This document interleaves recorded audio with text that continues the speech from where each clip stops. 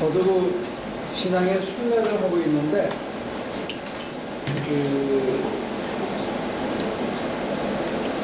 맨 처음에는 저희 오순절 계통에서 저는 신앙생활을 시작한다고 생각이거든요.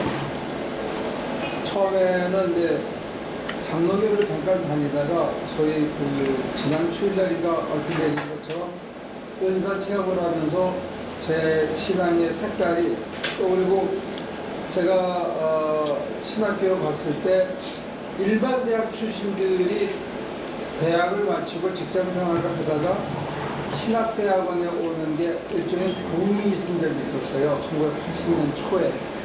그래서 장로교 신학교 계통에서는 삼수사수를 해서도 들어가고 그런 때가 있었어요. 그래서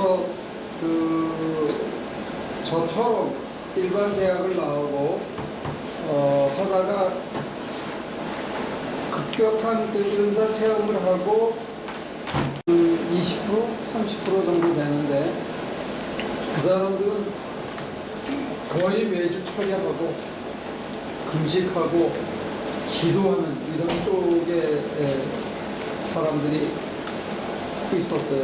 가까이 지내고.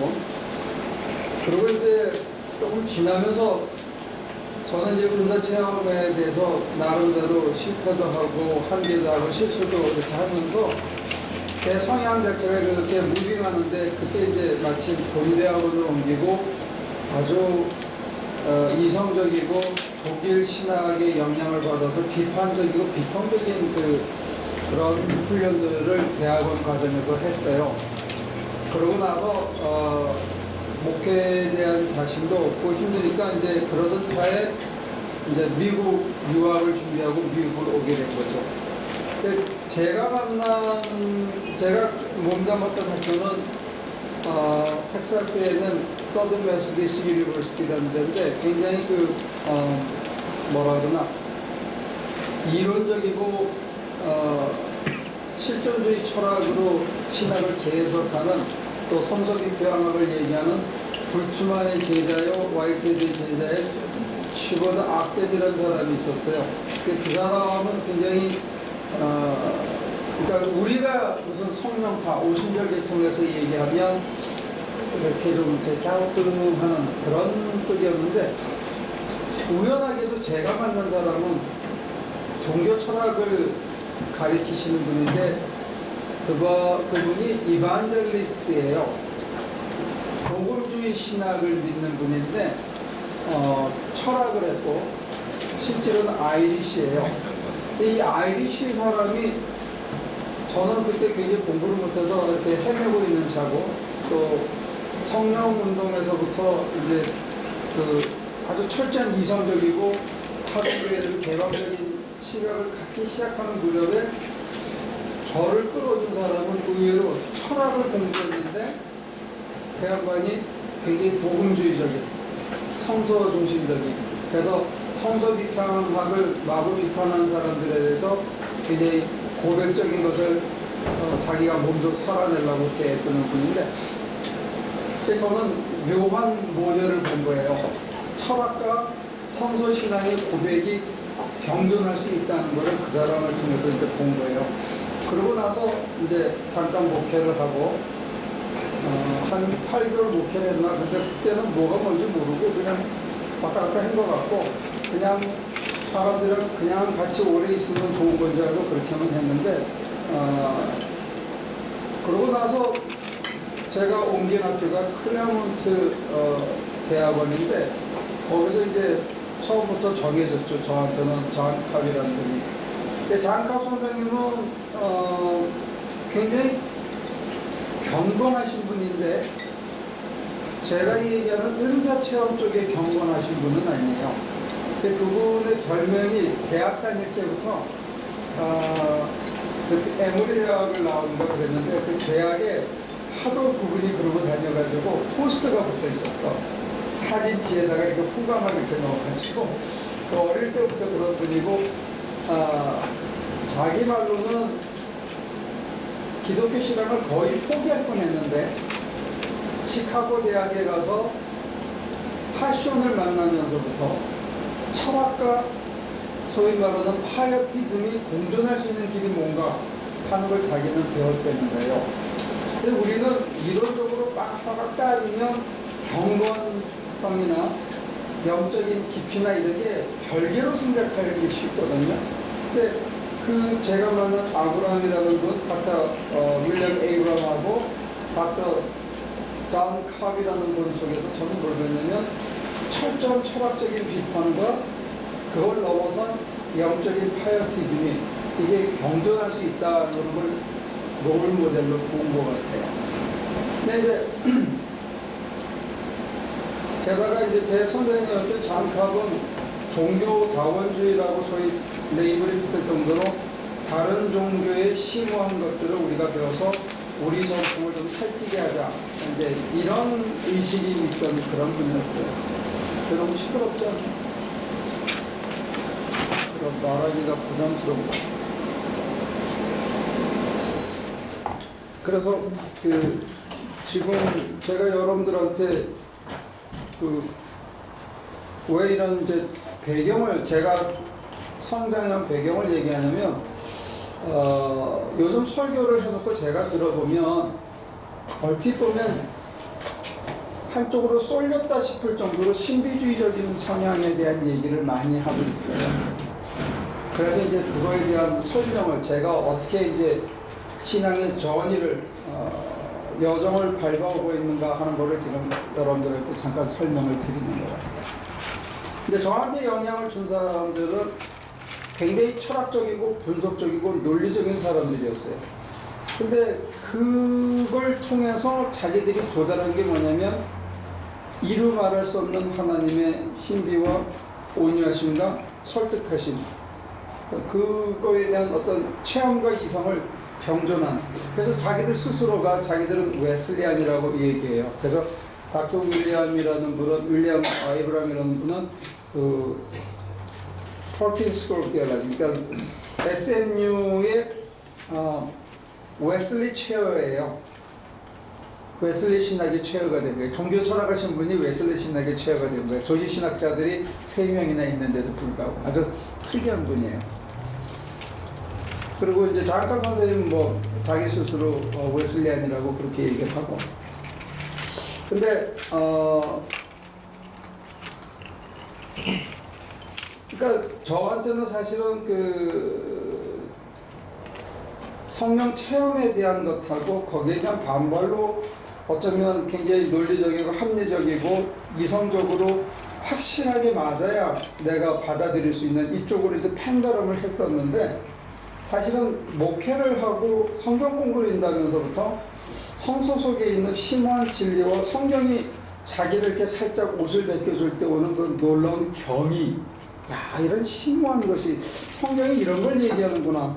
그러면서 점점 예수님이라는 분한테 매력을 빠지기 시작한 것 같아요. 사실 저는 예수님을 교회를 다니기 시작하고 신학교를 졸업하고 미국 유학으로 학위를 할 때까지 저는 사실은 예수님을 잘 몰랐고 예수님에 대해서 별 관심이 없었어요. 제 관심은 오직 하나님밖에 없었어요. 이 우주를 만들었다는 분이 도대체 뭔가. 근데 이제 제가 잘 인지는 못했지만 공부하면서 어떤 거가 이제 저한테 이렇게 베꼈냐면, 화이트헤드라는 사람이 있는데 철학자예요. 과정 철학이라는 걸 만드는데 그 사람의 이론은 한마디로 얘기하면 세포 하나하나가 세포로서의 생명체를 유지하는데 하나님이 개입한다는 거예요. 핵 하나하나에, 핵적인 어케이전에도 하나님이 계시하고 셀의 어케이전에도 하나님이 개입하고, 그 다음에 그것이 모여서 어떤 올간이 됐을 때도 그 올간에도 하나님이 계시하고, 그게 바디를 이뤘을 때도 그게 하나님이 개입하고, 내가 순간의 찰나의 생각에도 의식하든 의식하지 못하든 모든 순간순간에 하나님이 개입하고, 그 통째인 내가 어떤 의사결정을 할 때도 하나님이 개입한다는 거예요. 그래서 마치 내가 하나님 안에 있는 것처럼 독특한 철학을 썼어요. 그래서 철학계에서는 그 사람을 이단으로 생각해가지고 받아주질 않아요. 그게 누구냐면 버틀란트 러셀의 선생님이에요. 그 화이트헤드라는 사람이. 버틀란드 러셀은 여러분들이 알잖아요, 철학자는. 근데 버틀란드 러셀하고 수학의 공리인가 하는 책을 공저했다가 둘이가 싸우고 다시는 쳐다보지 않았어요. 근데 이 사람은 옥스퍼드죠 아마? 옥스퍼드는 지금 헷갈리는데 60세인가에 은퇴를 하고 하버드의 철학 교수로 이제 직종을 바꿔요. 원래는 수학 교수였는데 수학자였는데 철학자로 바뀌어가지고 불과 5년 사이에 책을 이만큼 썼어요. 정말로 난해한 책들이 하나하나가.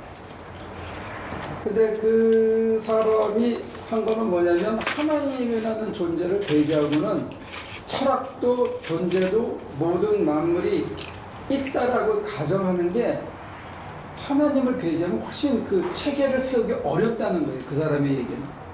하나님이 있는 철학이 훨씬 더 안정감이 있고 더 논리적이고 설명이 있고 구체적이라는 거죠. 그래서 그 사람의 이론대로 한다면 내가 생각하고 꿈꿔가는 그 모든 순간 속에도 하나님이 다 개입한다는 거예요. 그게 이제 이론적인 그 비판이 된 거죠. 근데 그거를 만약에 실천을 하게 되면 한마디로 신비주의로 가요. 우리 선생님이었던 장 캅은 거기를 가고 싶은데 화이트헤드를 가지고 거기를 살아낸 사람은 없고 스님들은 좌선을 통해서 그 자리를 가본 거를 가지고 그 사람들의 경험의 깊이를 보고 싶었던 것 같아요. 다시 말해서 스님들이 하시는 게 화이트헤드 철학은 몰라요. 몇 사람 빼고는. 근데 그 사람들이 하고 뭘 봤다, 뭘 느꼈다, 뭘 이뤘다, 그리고 자기들이 경험하는 세계를 설명하는 걸 가만히 들으면 화이트의 철학하고 너무 유사한 거예요. 그래서 그 사람들을 보고 싶었던 거예요. 그렇게 해서 깨달음과 삶의 실천이 어떻게 되는가. 근데 저는 이상하게 목회를 하면서 하나는 뭐라 그러나 성경을 계속 여러분들과 매주 어떤 때는 3번, 어떤 때는 2번, 평균 2장, 3장을 계속 분석하면서 같이 전혀 예상치 못한, 그리고 신학교에서는 전혀 물어보지 않는 질문들을 아줌마들은 뛰어난 상상력을 갖고 있더라고요. 그리고 초점이 완전히 달라. 그래서 전혀 우리 신학자들이 준비되지 않은 질문들을 마구 쏟아내는데 그거를 대답하면서 제가 굉장히 많은 은혜도 받고 시각도 바뀌고 그랬던 것 같아요. 저한테 있어서는. 그래서 성서의 언어, 그 다음에 교리의 언어, 일상의 언어가 있고 철학의 언어가 있어요. 동일한 언어로 쓰는데 개념이 다 달라요. 그래서 성경의 언어를 제대로 풀려면 교리를 알아야 되고, 교리를 암기는 하는데 이게 일상의 언어에서 무슨 소리인지 모르고 전달할 때가 많아요. 그래서 이게 마치 번역 작업하듯이 동시 통역을 해줘야 돼요. 성경을 일상의 언어로. 그러니까 성경을 여러분들이 그냥 읽으면 이게 재미가 하나도 없어요. 근데 이걸 번역하면 재미가 붙어요. 그런 거예요. 철학도 마찬가지예요. 철학자들은 우리가 얘기할 때 교리적인 얘기를 가져갈 때는 서로 비판을 해요. 근데 갑자기 우리가 하다가 고백적인 차원으로 넘어가면 그 다음에 안 따라오고 우리를 이렇게 바보처럼 쳐다보는 거거든요. 근데 화이트헤드는 그걸 끝까지 끌고 올라가고 싶어 했던 것 같아요. 특히 그의 제자였던 장 캅은. 근데 저한테 이제 그런 분들이 영향을 준 것 같아요. 근데 저한테는 이제 다른 한국 선생님들이 유동식 선생님이라든지 뭐 가까이는 이현주 선생님이라든지 이런 분들을 이렇게 홍정수 교수라든지 그런 분들을 쭉 봤는데 우연인지 실수인지 아니면 제가 그냥 계기로 시작했는지 몰라도 저는 노동을 하기 시작하면서 신학이라든지 신앙관 전체가 이렇게 바뀌어버린 것 같아요. 저한테는 그게 굉장히 큰 영향이에요. 물론 신학을 깊이 있게 더 연구를 못한 그런 애로는 있었지만, 그런 부족함은 있었지만, 어떤 식으로 이게 이제 바뀌었냐면 이론으로 깊이 설명해가지고 추구한 다음에 이거다 하고 놀랍지, 정말 눈이 번쩍 띄게 그렇게 얘기들 하죠. 그리고 또 어떤 분들은 정말로 심오한 세상에 대한 디스크립션을 막 해요. 근데 이제 노동을 치면서 제가 보게 된 건 뭐냐면 삶의 현장에서 적용이 안 되면 별 의미가 없다는 생각으로 바뀌어버린 거예요. 매일의 생활 속에서 이게 심오한 성경의 진리, 철학의 깊이가 내 생활 속에서 이게 접목이 되고 드러나지 않으면, 그리고 내가 이걸 써먹지 못한다면 그건 별 의미가 없다, 이런 식으로 제 생각이 바뀌어버린 거예요. 그래서 어떤 때는 깊이 있게 더 못 들어가기 때문에 안타깝고 답답할 때도 있어요. 제가 이게 사무소에서 잘 안 되는 거예요. 그런 약점과 단점은 있는데, 다른 건 뭐냐면 내가 진짜로 믿는다면, 진짜 깨달았다면 어쨌든지 간에 삶으로 쳐낼 수 있어야 된다고 저는 받아들이게 된 것 같아요. 근데 삶으로 쳐내려면 그 다음 과제가 뭐냐면 인격이 변해야 되더라고요.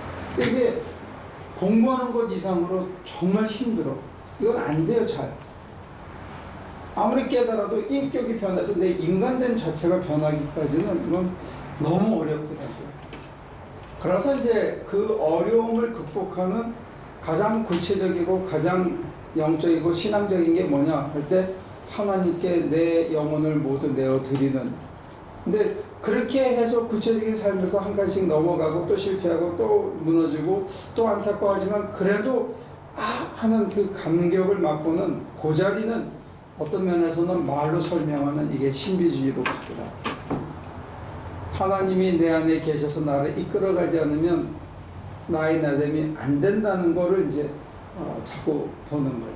그러니까 저는 여기서부터 일로 왔다가 그 다음에 이제 이렇게 전이를 한 거잖아요, 그죠? 근데 지금 제 관심사만 여러분들에게 드립다 얘기를 하면, 여러분들은 제가 왜 여기까지 오게 됐는지, 그 다음에 저 얘기가 어떤 면에서는 조금 생각스럽고, 여러분들은 여러분들 나름대로의 또 신앙의 배경이 있잖아요. 근데 거기서 보면 많은 차이가 날 것 같아요. 저한테 지금 가장 중요한 이슈는 성경. 성서를 통해서 보여준 그 아주 이렇게 속살 같은 그 오묘한, 그리고 그런 의미에서 설교자가 된 거에 대해서 정말 감사하죠. 올랐을 때마다 두렵고 떨리고 정말로 뭘 했는지 모르고 당황스럽게 내려갈 때도 많지만, 그래도 그 설교를 준비하고 또 묵상하고 올라가서 전하면서 오는 그 성서에 드러난 그 심오한 얘기들, 그게 이제 저를 지탱하는 힘인 것 같고, 그 다음에 그게 정말로 어떤 때는 사람 대접도 못 받고 죽으라고 일을 했는데, 사실 나보다 나한테 일 시키는 사람이 돈이 더 많잖아요. 그래 안 그래? 응? 가진 사람이 양보해야 되는데 나는 가진 사람이 양보하는 걸 거의 본 적이 없어, 지난 10여 년 동안. 더 똘똘하고 더 계산이 빠르고 어떻게 하면 더 잘 부려먹고 이런 거를 견뎌야 되니까 참 아무리 세월이 지나도 이거 잘 연장이 안 되는 거야. 그래서 왜 도대체 여기까지 이렇게 보내셨는지 저도 잘 모르는데, 지금은 이런 것들을 후회하거나 괴로워하지 않고 매일매일 지탱할 수 있는, 그러면서 다른 건 못 얻었지만 하나님과의 어떤 내밀한 관계, 그 힘, 그거는 이제 맛을 보는 것 같으니까 이걸 이제 제가 여러분들에게 쉐어하는 거죠. 그러니까 여러분들 선택이에요. 그걸 받아서 같이 갈 건지 더 깊이 갈 건지, 아니면 여러분들 나름대로의 끊임없는 저언지를 또 하게 되겠죠. 제가 한 20분 만에 20년 살아온 얘기를 딱 20년 넘게 살았나. 제가 30에 왔거든요. 그러니까 29년을 미국에서 살아요. 제가 29년 동안 있었던 얘기를 했어요.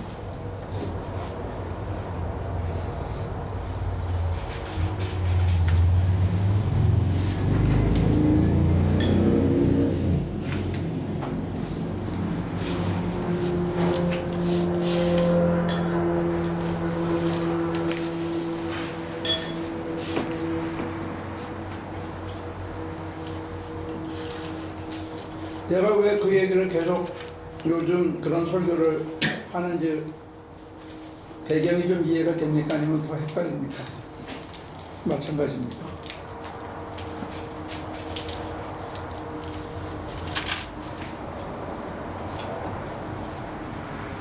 아무런 도움이 안 돼요?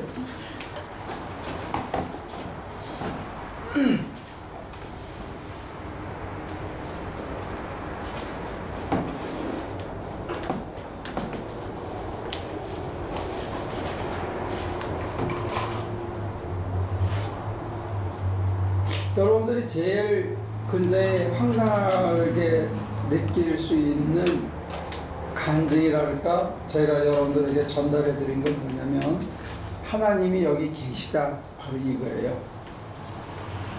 이게 아마 여러분들한테 제일 힘들지 몰라요. 교리에서는 임마누엘의 하나님, 내재하시는 하나님, 무소부재의 하나님, 우리 교리로서는 다 얘기해요. 하나님은 어디에다 계시다. 어디에다 계시면 내 안에도 계셔야 되잖아요. 그죠? 그리고 내 앞에도 계셔야 되잖아요. 우주 끝에도 있어야 되고 온 우주를 감싸고 계셔야 되는데, 근데 그건 교리로서 우리가 고백을 하는데, 교리로서 고백하는 그 말을 제가 하나님 여기 계시다, 이 안에 계시다 이렇게 얘기하면 여러분들이 이 말이 제일 황당할 것 같아요. 그래서 전에 바닷가 가니까 황당하잖아, 그지? 집 앞에 앉아서 이렇게 눈을 뜨면 꽉 차 계신 게 보인다니까. 그러면 이제 둘 중에 하나에 미쳤거나 제정신이 아니거나, 나는 제정신은 아닌 것 같아. 근데 사실 그쪽에 제가 여러분들에게 간증할 때 그게 여러분들한테 제일 힘들 수 있을 것 같아요. 하나님이 제 안에도 이렇게 계셔서 제가 헛지랄을 하려고 그러면 이렇게 워닝 사인이 오는 것 같아요. 근데 이거하고 제가 처음에 은사 체험을 해가지고 좌로 가라 우로 가라 좌로 가라 우로 가라 연습을 많이 했거든요. 그때하고는 조금 다른 것 같아요. 보다 즉자적인 것 같고, 내가 저항이 적고, 이거는 초작에는 내가 하나님을 매니플레이트 할 수 있었더라고요. 내가 원하는 쪽으로. 그래서 조금 여러분들한테 어떻게 들릴지 모르지만 이게 제일 받아들이기 어렵지 않을까 생각이 들고, 그게 되어진다 그러면 그 다음에는 저랑 여러분들은 어떤 같은 여행을 떠날 수 있지 않을까 싶어요.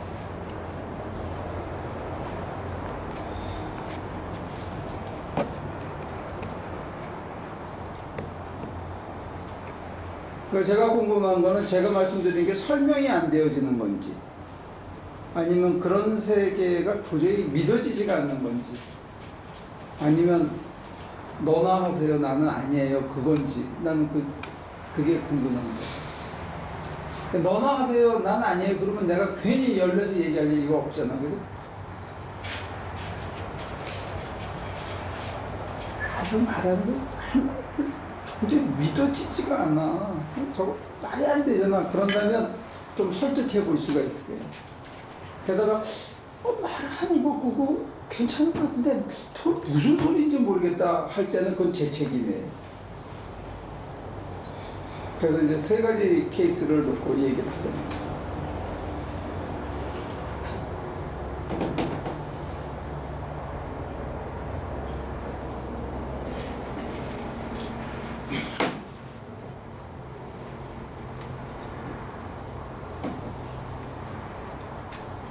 그러니까 지금 제가 해온 것을 보면 그거에 따라 기도 방식도 전혀 달라요.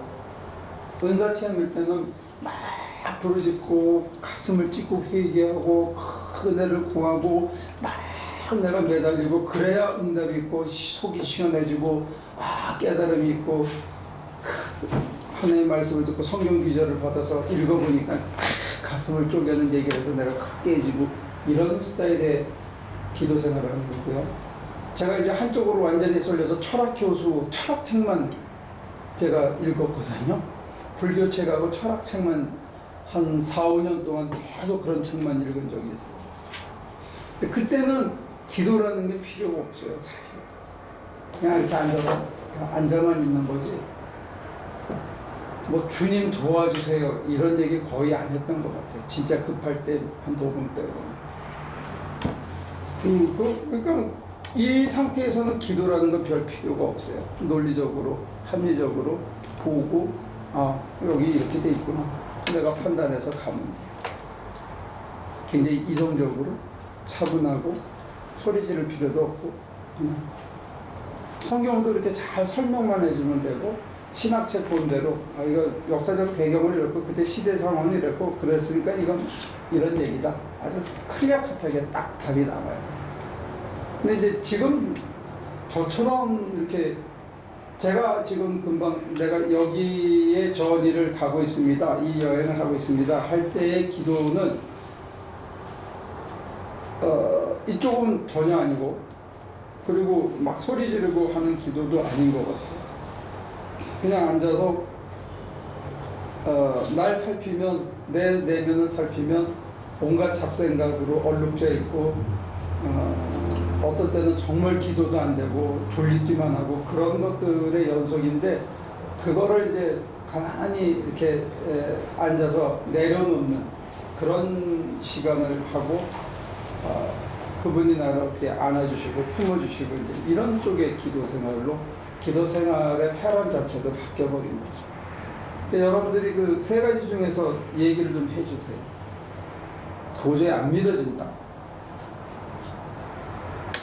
너나 하세요.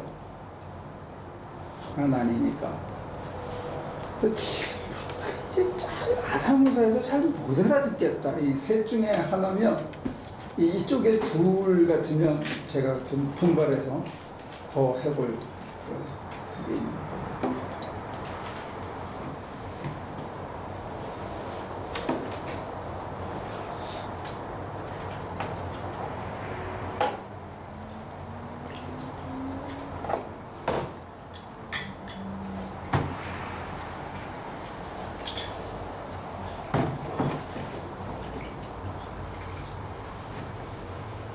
다른 목사님이나 다른 신부님들이 강론하시는 거하고는 제가 많이 다릅니까? 요즘?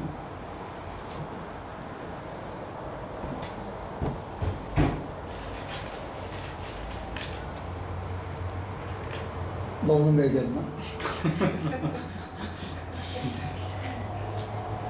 응?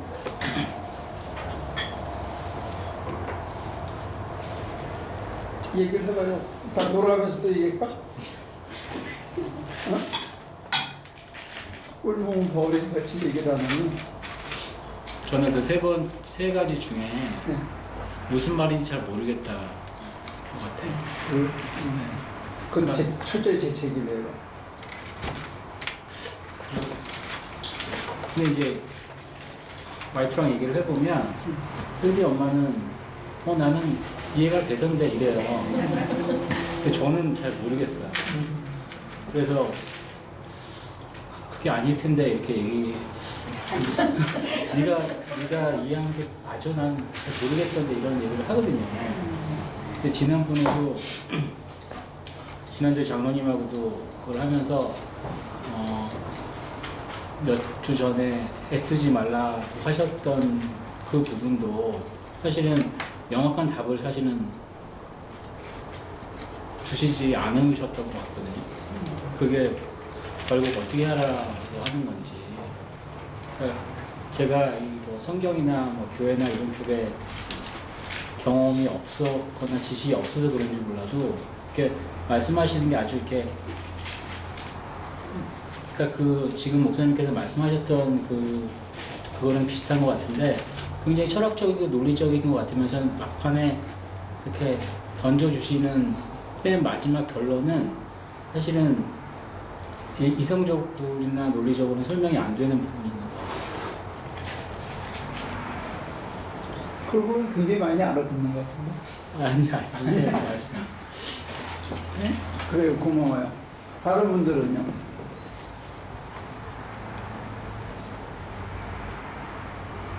필립의 음악을 좀 가르쳐줘 봐.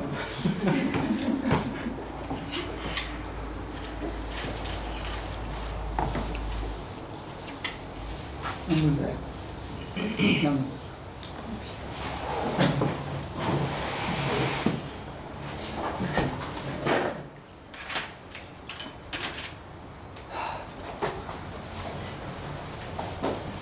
설명 자체는 굉장히 논리적으로 얘기를 하죠, 그죠? 그리고 합리성을 벗어나지 않으려고 애를 쓰죠. 그리고 근거도 많이 얘기를 하고 비슷한 유비도 많이 얘기를 하는데, 근데 이제 끝에 가서 왜 이게 붕 뛰는 느낌을 주냐면, 어떻게 보면 번지 점프 할 때까지는 계단을 기어 올라서 꼭대기까지 가면 그 다음에는 그냥 뛰어내리는 거잖아요. 뛰어내릴 때는 누가 끈으로 붙들고 있다는 것 외에는 그냥 자유낙하를 하는 거거든요. 그런 것처럼 제가 처음에 금식하고 철야하고 막 추운 데서 비닐을 입어 쓰고 막 나무 뿌리를 땡기고 막 손톱으로 흙을 파면서 회개하고 막 속에서 쓴물을 토해내고 이럴 때는 애쓰는 거예요, 내가. 상당히 많은 경우에 현실적인 문제 때문에 애를 쓰는 경우도 많고, 또 능력 달라고 그렇게, 그래서 하나님의 종으로서 능력을 가지고 이 일을 해달라고, 그렇게 어떻게 보면 이름이 없었던 지 굉장히 현실적인 니드 때문에 내가 절박하게 기도를 하기도 하고, 또 어떤 때는 제 행동 양식이 바뀌질 않아서 회개하느라고 이거 끊게 해달라고, 막 고치게 해달라고 그렇게 해서 기도를 많이 했던 것 같아요. 근데 이제 그거는 애를 쓰는 거예요. 근데 지금 가만히 앉아있다는 거는 어떤 면에서는 잠의 유혹이라든지 편하게 더 눕고 싶은 이 유혹을 끊는다는 면에서는 그건 역시도 애를 써야 되는 부분이 있어요. 애를 써야 돼요. 아, 지금 졸릴까 말까 할 때 아니야. 그래 내가 앉아야지. 이거 애 쓰는 건데, 애를 써서 앉아서 얻은 결과물이나 앉아서 막 뭘 부르짖고 하는 게 아니고 그냥 내 마음을 하나님께 모으거나, 이도 오예요. 둘 중에 하나인데, 하나님에게 아무 생각 없이 그냥 하나님만 바라보게 가슴으로 하나님만 바라보는 자세를 취하거나, 그 외 모든 잡다한 생각을 내려놓거나, 둘 중에 하나는 그거는 애쓴다고 사라지는 게 아니더라고요. 잡생각을 없애는 거는 애써서 사라지는 게 아니거든요. 그건 이해가 돼요? 앉아서 둘이 대화할 때 어떤 때 대화가 잘 안 되냐면, 이미 어떤 머릿속에 결론이 나 있거나 말하는데 말이 안 들릴 때가 있어. 근데 이제 우리 목사들이나 특히 학교 선생님이기 때문에 사람들이랑 대화하다가 이 사람이 혼이 나가는 게 보여. 그 만화에서 뭐 하얗게 이렇게 빠져나가잖아. 눈은 주고 얼굴은 쳐다보는데 혼이 빠져나가면 그때 나 혼자 떠드는 거야. 응? 그리고 녹음 칠 때도 애들한테 뭐 설명을 하잖아. 이거 그럼 뭐 애들이 갑자기 멍해져. 그거는 안 듣는 거야. 듣긴 듣는데 전혀 안 들어. 근데 하나님과의 대화에서도 내가 생각이 꽉 차 있거나 딴 데 이렇게 멍 가면 안 되는데, 그걸 다 내려놓고 그냥 가만히 앉아있는 거는 애쓰는 건 아니에요. 같이 하는 거지.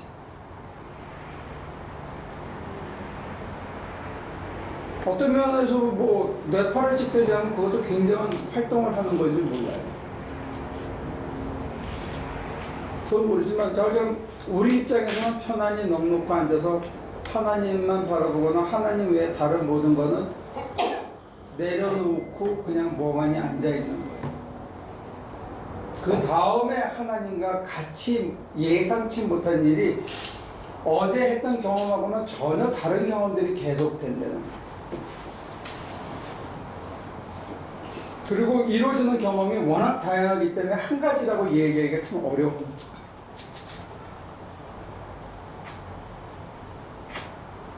그래서 그거는 막 소리 지르고 부르고 하나님 하나님 하나님 한다고 되는 게 아니더라는 거죠.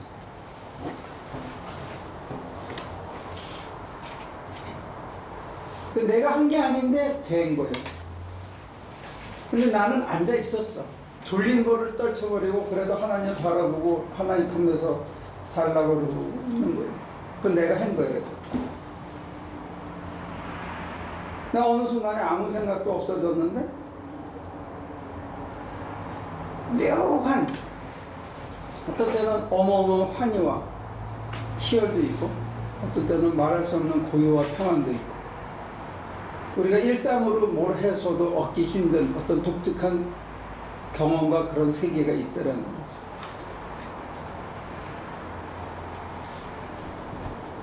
그게 기도고 그 감각을 유지하고 있으면 노동판에서 일할 때 실망스럽고 사람들과 부딪히고 짜증나고 할 때도 빨리 자기 중심을 회복할 수 있다는 거예요. 평정심을 내가 잃어버리지 않는지 스스로가 파악할 수 있다는 거예요.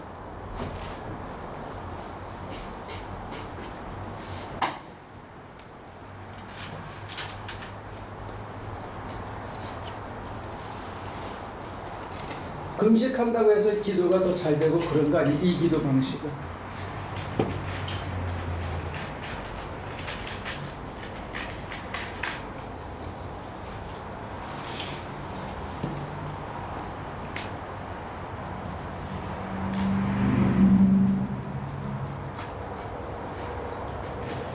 그 필립이 엄마가 설명해 준 거랑 똑같아요. 기억이 잘 안 나는데 아닌 것 같아. 응?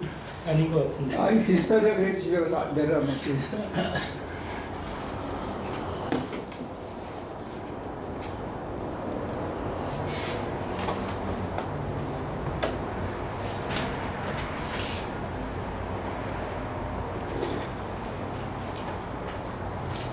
장로님 뭐라고 대답하셨어요? 지난주. 대답을 한 건 아니죠. 지금 목사의 말씀을 이렇게 들어보니까 그 개념을 갖고선 지금 뭐를 얘기해서 이게 끝이 나는 거가 아닌 것 같아요. 그래서 지금 예를 들으셔서 이제 우리가 애쓴다라는 표현을 이제 질문을 했다 그래서 목사님이 우리 뭐 주세요 뭐 이랬다고 그렇게 표현하시는데 그런 사람 없는 것 같고 또 뭐 그렇게 그런 거를 할 줄 모르는 사람이 더 많은 것 같아요.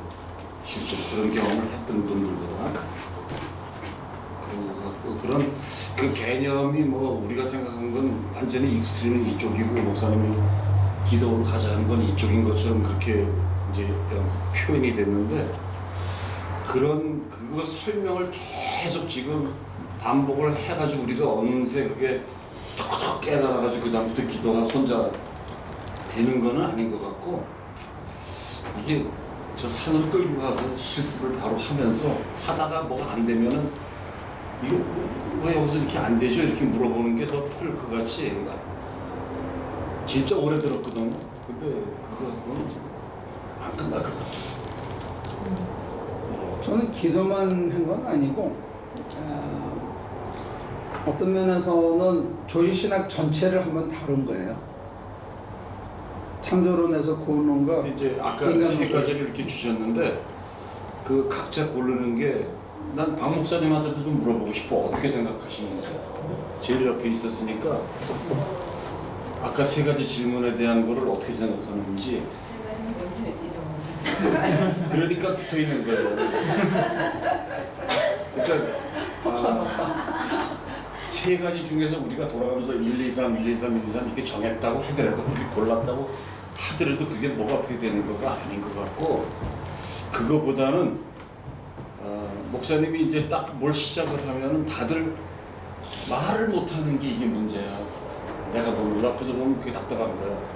대화가 일단은 안 되는데 대화가 일방적으로만 설명을 하시고 좀 그런 경향이 좀 있는 것 같아요. 이게 좀 이렇게 대화가 좀 풀어져야 되는데 이걸 안 뽑아내시고 그만 툭 자르고 애쓰지 말고 딱 잘라버리니까 그 다음 말은 이제 할 말이 아무것도 없는 거예요.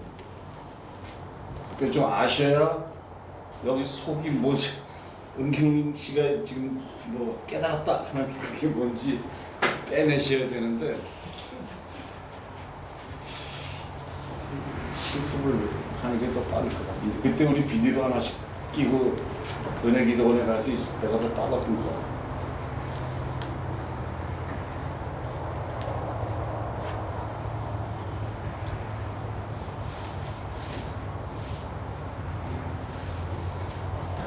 제가 책 읽는 데만 한 7년 투자했거든요. 근데 이게 없으면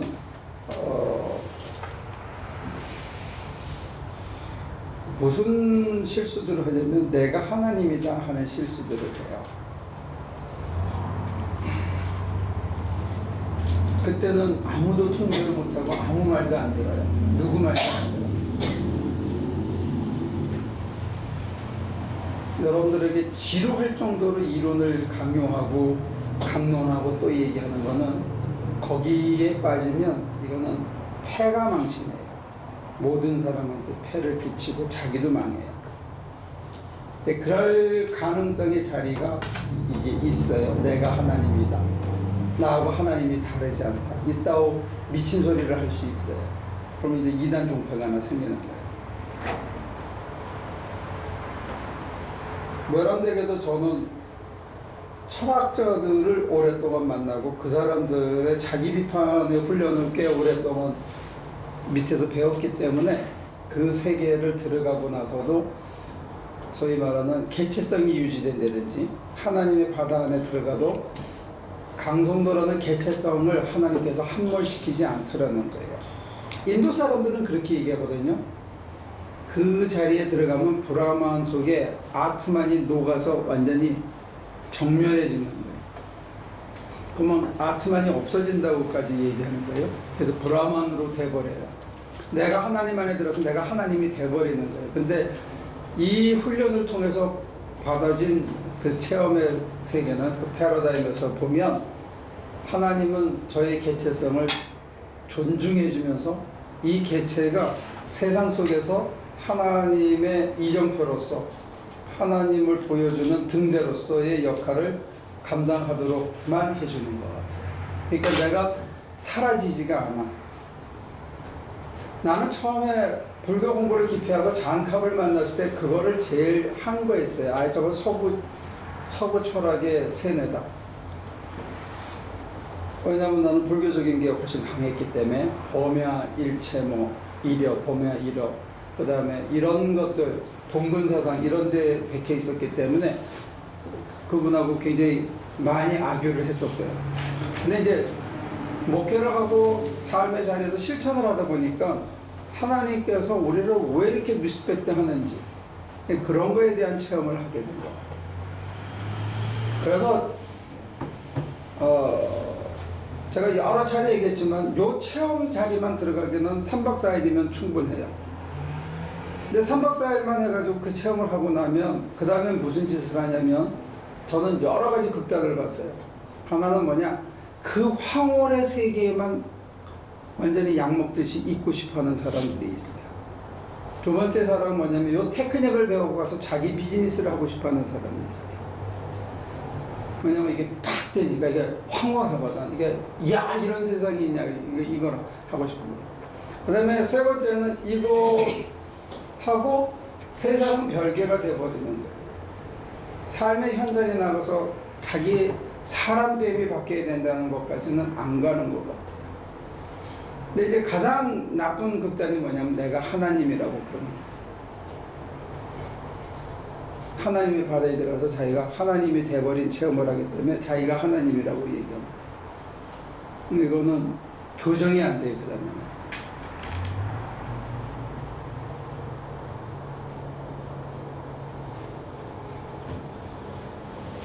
그러니까 어쩌면 여러분들 입장에서는 한 얘기 또 듣고 한 얘기 또 듣고 또 듣는 그런 반복의 그것도 있지만 저도 아주 새순이 나서 요만큼 잘하고 요만큼 잘하고 요만큼 잘하듯이 매주 해서 한 칸 겨우 이렇게 저도 여러분들과 쉐어하면서 조금씩 더 깨달아가고 조금씩 정리되고 이런 게 있는 것 같아요. 저도 여기까지 오는 것도 한 방에 이렇게 한 건 아니고 깊은 체험의 자리에 간 것, 그 이후로 더 희미해지면 희미해졌지 더 깊어지거나 그렇지 않은 것도 있어요. 내가 오늘 이제 부차적으로 한 가지 더 얘기하는 거는 여러분들이 이 기도가 어느 때 팍 들어갔다가 기도가 잘 안 될 때가 와요. 이게 도저히 막 졸리기만 하고 자기만 하고 막 뭘 했는지 모르고 그리고 막 더 혼란스럽고 이럴 때가 이게 내가 뭐 하지 이럴 때가 오는데 그게 기도가 조금 더 깊어지는 전초의 시그널이라는 것 그걸 설명할 수 있어요. 그리고 기도가 바뀌어요. 그래서 조금 더 깊어져요. 이 기도의 패런이 조금 바뀔수록 더 깊어져요. 깊어지기 전에 이게 안 되는 것 같이 느껴져요. 그래서 계속 이게 깊어지고 계속 바뀌어야 돼요. 그만큼 심오하신 것 같아요.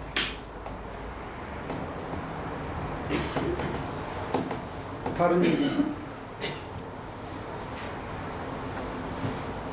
뭘 깨달았어? 이제 못 써.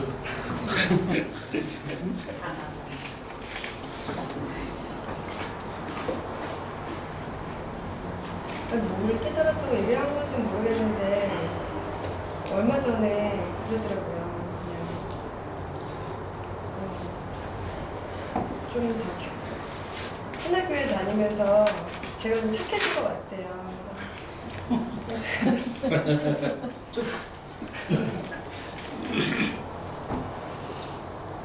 그게 제가 깨달은 건 아니지만 착해질 만한 이유가 있어야 될 거 아니에요.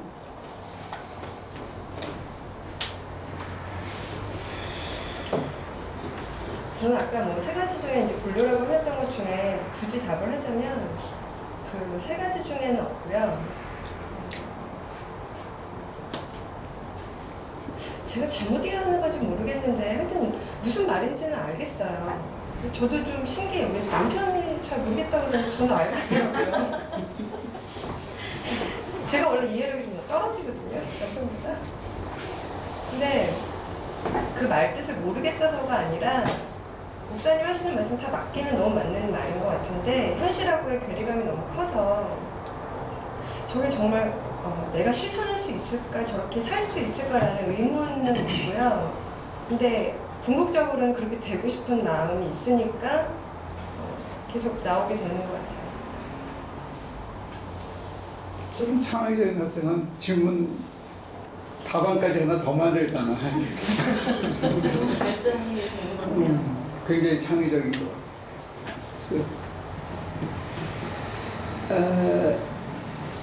그래서 내가 아까 객인지 왜 시작했는지 나는 잘 모르는데 그냥 하게 된 거예요. 지금 바로 생각하면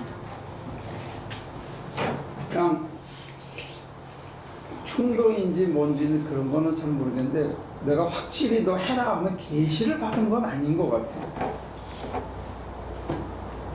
무슨 감동이 있었는지 뭔지 하여튼 자우지가 시작하게 됐는데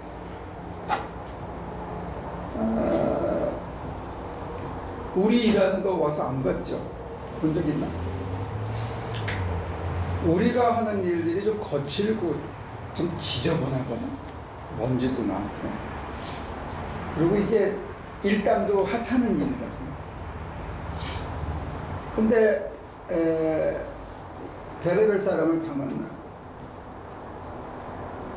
근데 삶의 현장에서 그게 안 되면 잘 안 되지. 조금 100% 잘 된다니까.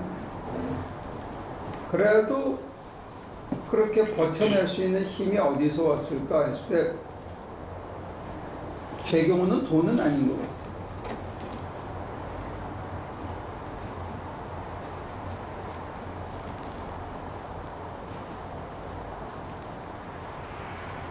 뭐가 있단 말이에요, 뭐가. 그러니까 내가 안 해보고 이론으로만 얘기하면 그렇잖아.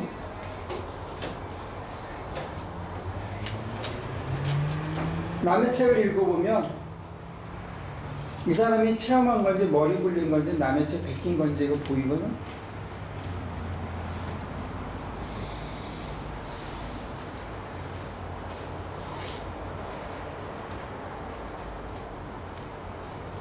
내가 안 되는 거를 굳이 얘기하고 힘 빼고 할 리가 있겠어요?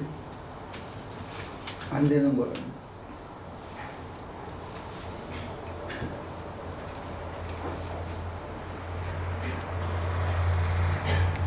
그거는 내가 여러분만 사기치는 게 아니고 나 자신한테 사기를 치는 거야.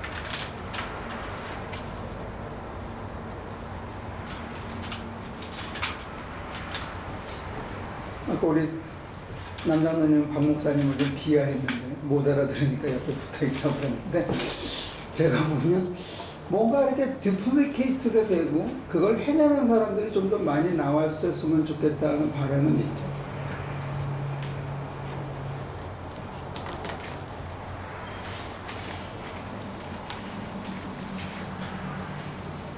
이건 말로 설득하거나 무슨 공갈 줘가지고 협박해가지고 되는 건 아니고 이렇게 뭔가 이렇게 감이 오고 뭔가 이렇게 자기 속에 이렇게 뭔가 타치되는 게 있어야 이게 따라갈 수 있는 것 같아요. 저는 뭐 변명은 아니지만 이론을 잘 알아서 하는 건 아니라고 생각해요.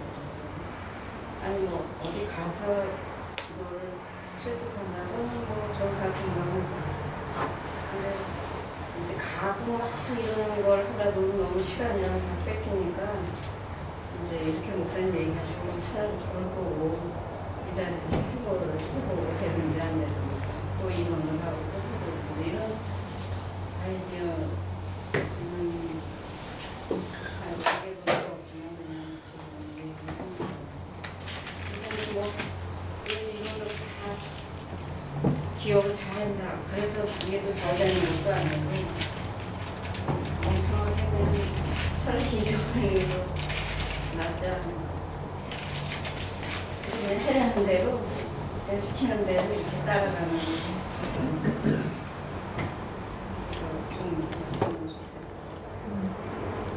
제가 한 가지 경계 당부는 뭐냐면 이거를 무슨 태권도 가랭이 찍고 돌려차기 연습해가지고 2단 되고 3단 되고 올라가서 수행하고 이런 식으로 생각하지 않으면 좋을 것 같아요. 근데 저는 경험적으로는 이렇게 이제 얘기하시면 그걸 가서 해봐야 되고 싶은 그런 마음이 많이 있어요. 그래서 그걸 실제로 제가 해봐야 되는 거예요. 그게 경험적으로 나쁜 것 같지 않고 그냥 여러분들도 여기서 이렇게 들으면 이게 되나 안 되나 좀 뭔가 좀 그런 도전적이고 좀 목사님도 이렇게 얘기하시냐고 많이 힘드시잖아요. 그러니까 좀 나도 좀 해봐야지. 그냥 집에 와서 나 혼자 부르고 한번 해보자. 좀 그런 게 있으면 좋겠어. 그래야지 또 그 다음 주에 와서 뭐 얘기가 있잖아요. 그러니까 이게 발전이 안 되니까 목사님은 목사님들 막 애를 부셔서 그러신 거고 산에 가는 것도 좋고 어디 가는 거 저도 어디 가는 거 너무 좋아하거든요. 가는 건 좋은데 좀 현실적으로는 제가 이렇게 볼 때는 너무 연습을 안 하시는 것 같아요. 집에 가서 실제로 뭐가 궁금하면 그걸 좀 해보고 한번 뭐 밤새지 않더라도 한 절반만 좀 세고 어떻게 해보다가 잘하는지 뭐 이런 해야지 이게 답변할 게 있는데 그게 없으니까 여기서 목사님이 계속 내려오시는 것 같아요. 나는 멘돈다는 생각은 없고 매주 이제 차 타고 올라오면서 아니면 아침에 어떤 질문을 제가 받지요. 그러면 그 질문을 여러분들 앞에 그냥 던지는 거예요. 아무 대답 없이. 사전 맵 없이. 제가 받은 질문을 여러분들에게 던지고 오픈해서 그 다음에 여러분들이 한 질문에 대해서 또 제가 정리해서 대답하면서 대답을 하는데 제가 만약에 일주일 동안 농땡이를 쳤으면 여러분들의 질문에 또는 하나님께서 저에게 주신 질문에 대해서 제가 답할 게 하나도 없을 거예요. 목사님이 그러신다는 게 아니고 우리 전체가 역사에 좀 아니, 이것도 다 필요한 과정이라고 생각해요. 이 역시도. 그렇게 쉬우면 뭐, 사람이 그렇게 쉽게 변하는 거. 할 얘기 있어요? 뭔 얘기했어? 저요? 글쎄 아직 그러니까는 말이 정리가 안 되니까는 많은 말을 못 하겠어요. 그러니까는 그거는 확실히 알겠는 게 일단 저는 아직도 뭐 억지로 얘기하자면 아직도 무신론자에 가깝거든요. 예, 그러니까는 벼락 맞을 소리라고 해도 좀 그런데 좀 하나님이 좀 그러니까는 딴 거 다 못 받아들였었어요. 그러니까 하나님이 좀 밖에 계시다는 것 자체가 그러니까 하나님 존재 자체를 받아들일 수가 없었기 때문에 제가 그런데 쉽게 받아들이게 되는 게 제 안에 계시다는 거는 받아들이겠더라고요. 그러기 때문에 그러니까 항상 그래가지고 기도 전에 반성을 만약에 한다고 그러면 그러니까 그게 하여튼 자기 그냥 자기 성찰이나 자기 반성 아니면은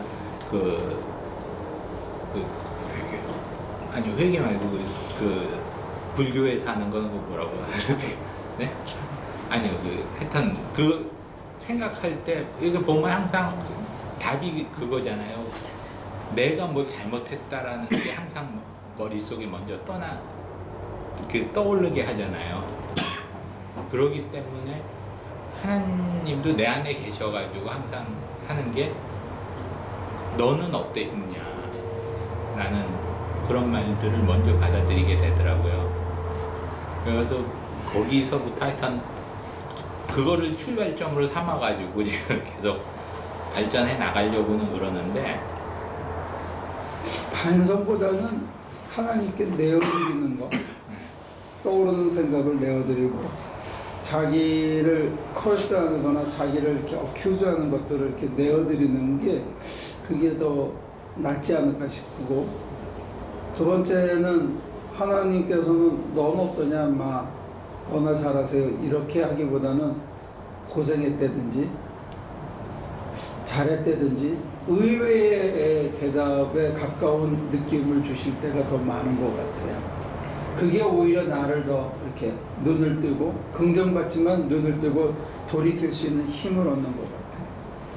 그러니까 이제 하나님과의 관계에서 우리가 하나님을 이해할 때 하나님이 무서운 심판자나 재판관으로가 아니고 하나님께서는 마치 어머니처럼 또는 형처럼 이렇게 감싸주고 봐주고 덮어주는 이런 쪽으로 어쩌면 더 가까이 다가올지도 몰라요.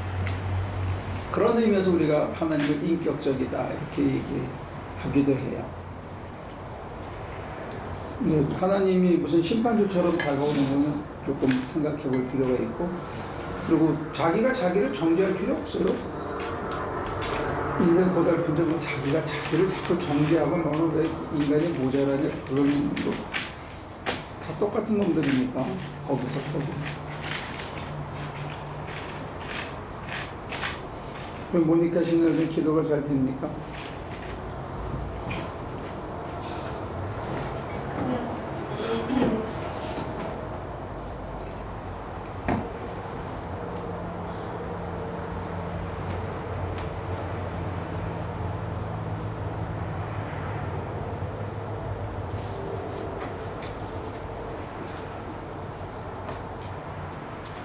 근데 어떤 사람들은 또 그래요. 이렇게 제가 대화식으로 풀어가면 그 짧은 시간에 쫙 해서 정권 하나를 띄워주지. 그래야 막 많은 양을 들은 것 같고 내가 좀 아는 것 같게 속 시원하게 대답을. 근데 그게 아니고 이렇게 여러분이 나중에 저걸 비디오로 찍은 걸 봐봐요.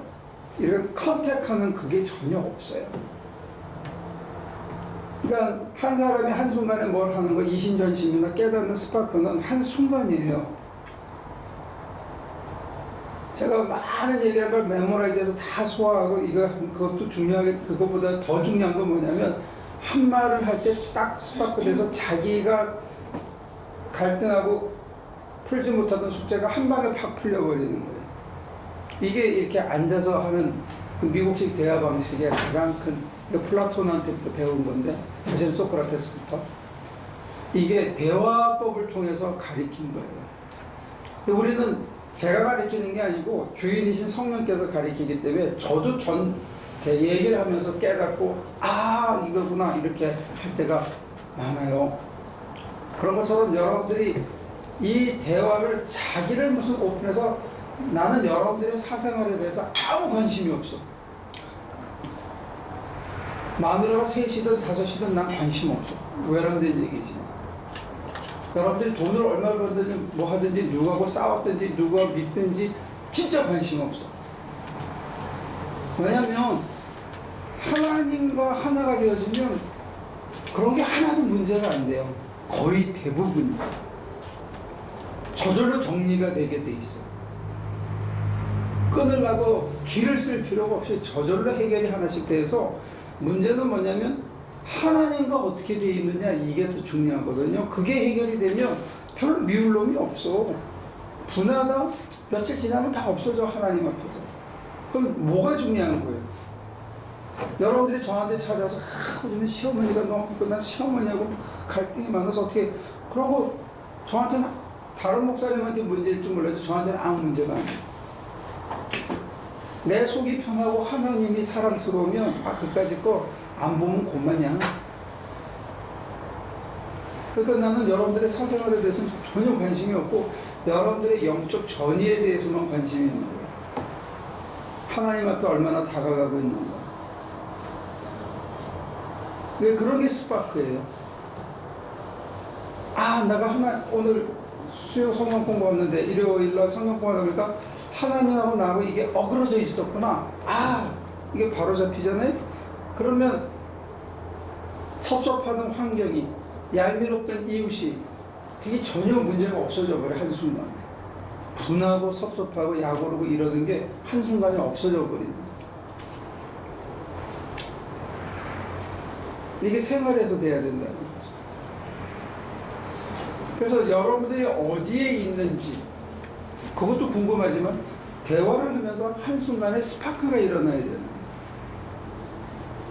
저를 매개로 해가지고 하나님께서, 성령께서 여러분들하고의 스파크가 일어나는 거예요.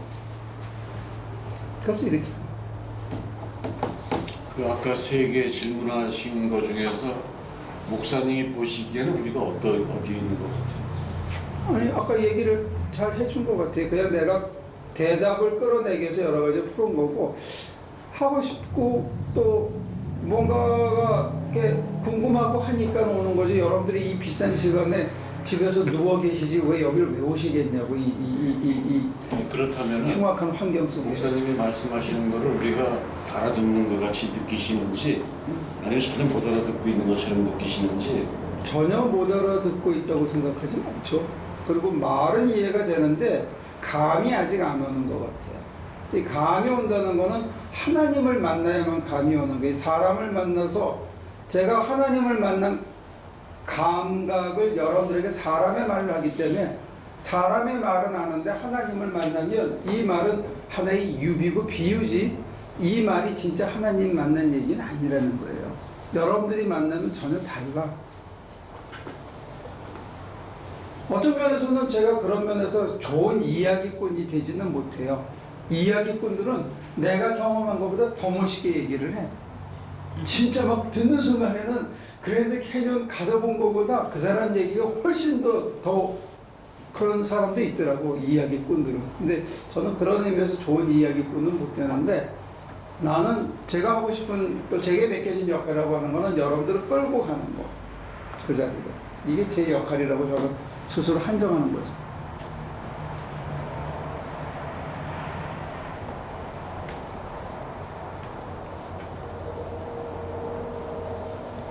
전혀 못 알아듣거나 아니면 여러분들이 다른 교회에서 신앙생활을 할 때 체험하지 못했던 거를 우리 교회에 와서 조금이라도 체험한 게 없다면 여기 왜 앉아 있겠냐.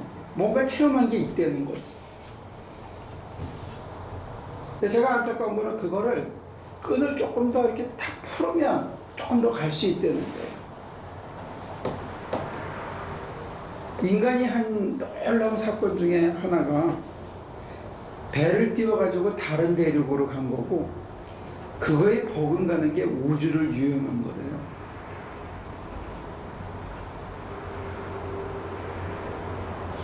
끊없이 전에 총 하나 차고 이렇게 치해가지고 날아갔잖아요, 그죠? 그래서 찾아왔잖아 다시. 그게 어마어마한 사건이라 그러네.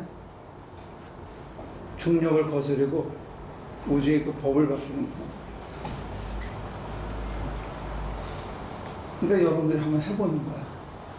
우주에서 유영해보는 거야. 가능하다는 거지.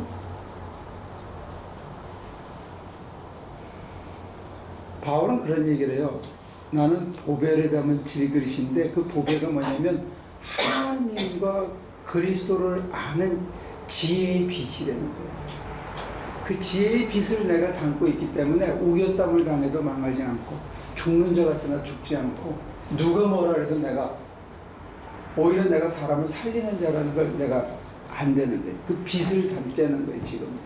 그러면 그 빛을 담으면 현실의 문제들이 거의 대부분이 사라지고 현실의 문제들이 오히려 나의 인격을 변화시키는데 끌과 진 같은 역할을 해서 내가 내려놓지 못하는 걸 내려놓을 수 있도록 도와주는 것이고 내 부족과 잘못을 일깨워주는 하나의 경종 같은 것들이라고 받아들일 수 있게 되는 거예요.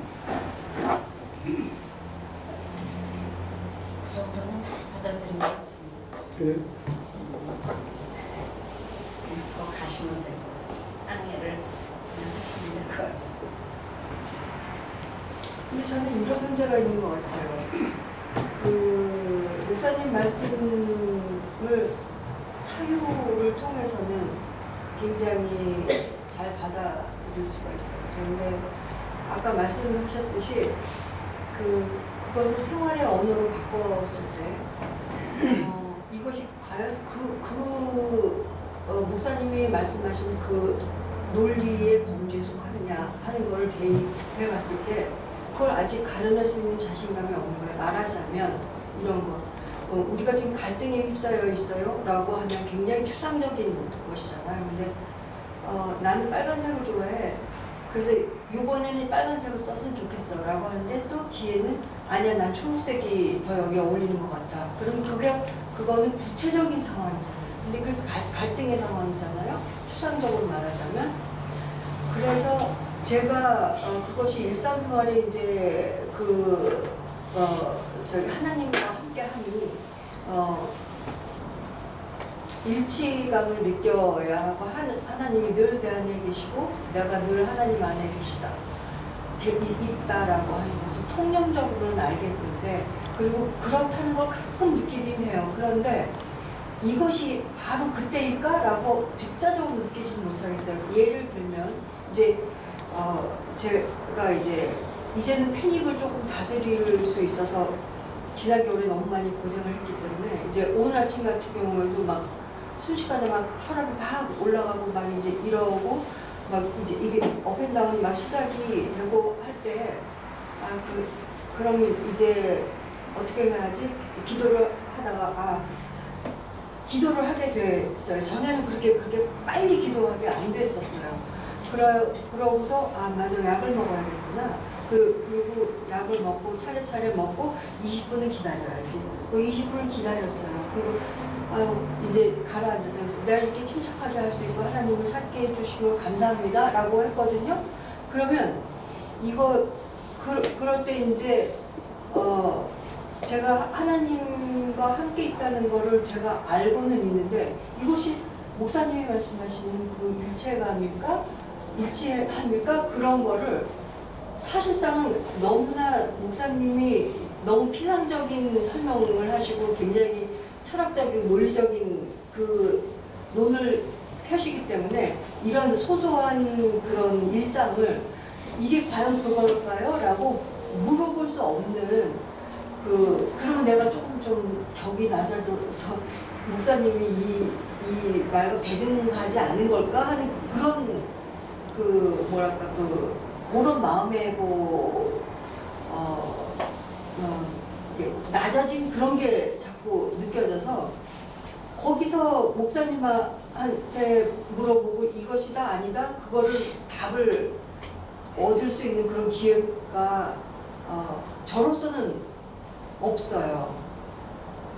그래서 좀 목사님 설명이 말하자면 좀 어렵고 너무 피상적이다.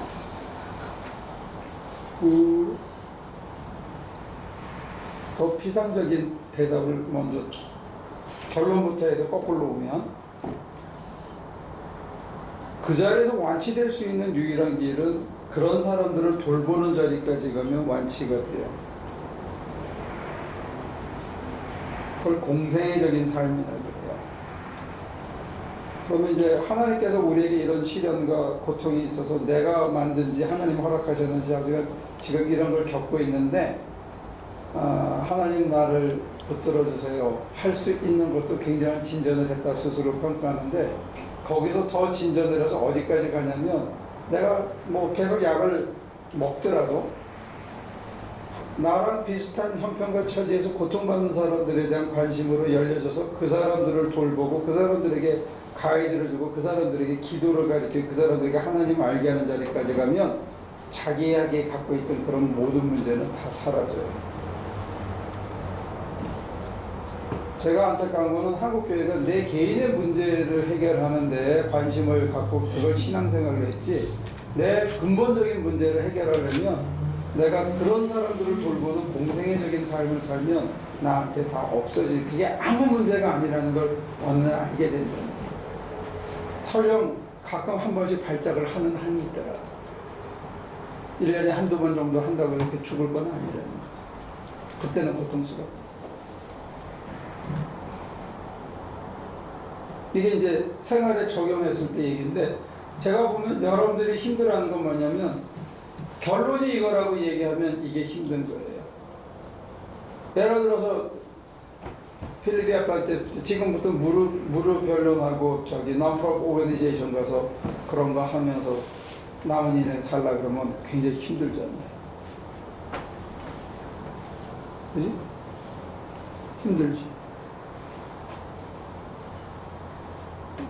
근데 곰곰이 생각해보면 정말로 받아들이기 힘들어서 그렇지 그렇게만 할 수 있으면 먹고 사는 문제의 기본만 해결되면 사실 뭐 그렇게 죽불나게 망한 것도 아니라는 거지.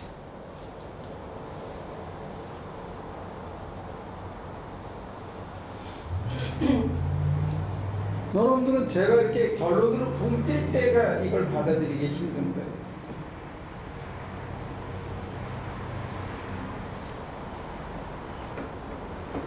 우리가 실습을 해보거든? 1년에 한 3차례, 4차례? 가서 정말로 맨바닥에서 자고 슬픈 백도 거의 안 덮고 다 똑같이 먹거든? 방귀 끼면 똑같이 냄새 나니까 똑같은 냄새. 하여튼 똑같은 거 먹어. 그지? 누구 뭐 싸갖고 해서 더 먹는 사람도 없잖아. 크리스 빼고는.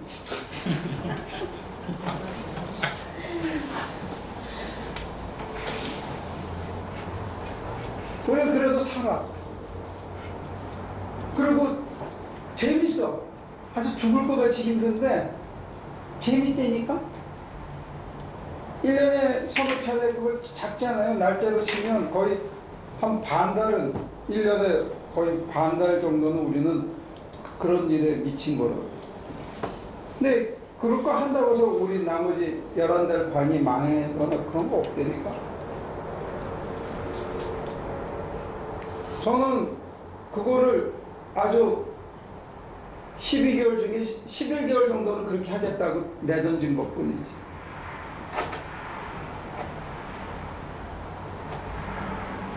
지금 여러분들은 12개월 중에 보름만 그렇게 해보는 거고 나는 12개월 중에 12개월은 다 못 드렸고 한 10개월이나 한 9개월 정도는 내가 그렇게 하게 되면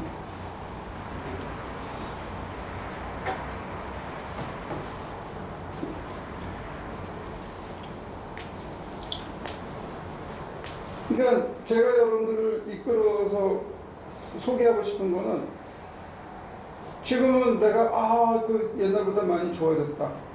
야 이게 참 하나의 은혜구나. 거기에 머물 수 있는 사람을 야 정말 내가 지나고 보니까 이 사람들 어떻게 사나 참 안 됐다 여기까지 가면 된다 이거죠. 내 관심이 다른 사람에 대한 관심으로 바뀌면 내 관심사는 다 사라져 버리고. 근데 그렇게 가려고 그러면 하나님이 끊임없이 내 안에서 위로하고 끊임없이 용기를 주고 끊임없이 그 빛이 피어나야만 내가 그렇게 할 수 있지 절대로 못한다는 거예요 사람이. 적어도 개신교 신앙에서.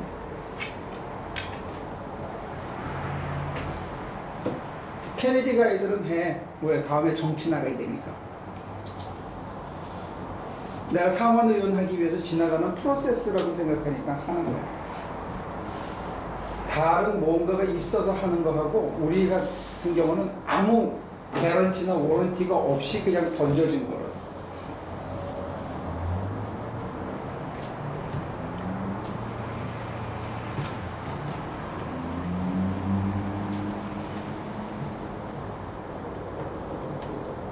갑자기 멍해졌지. 이제 결론을 확 가버리니까.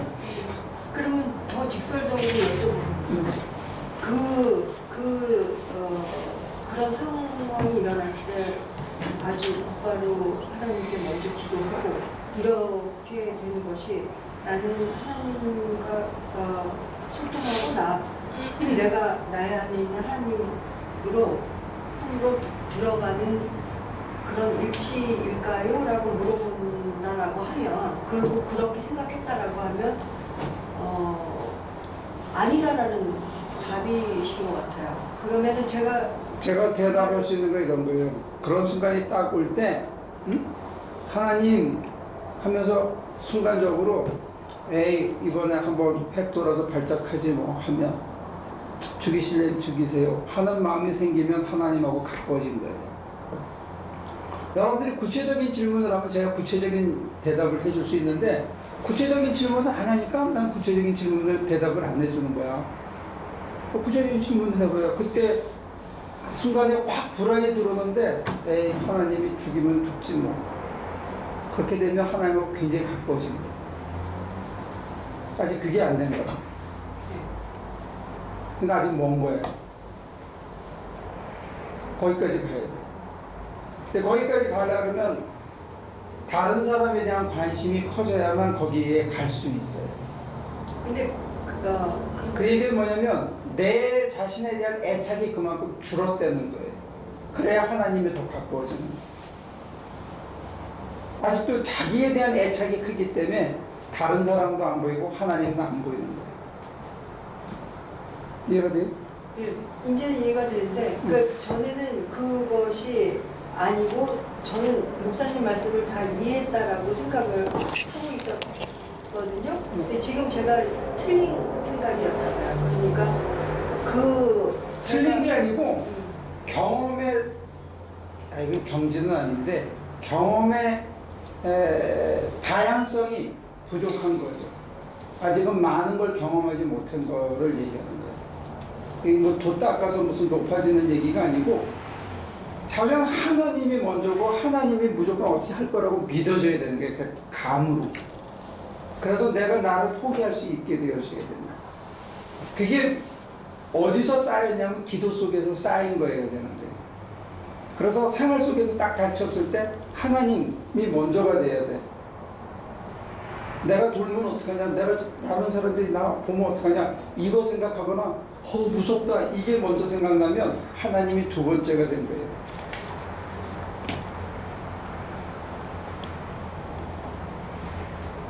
모니카씨 스파크가 나?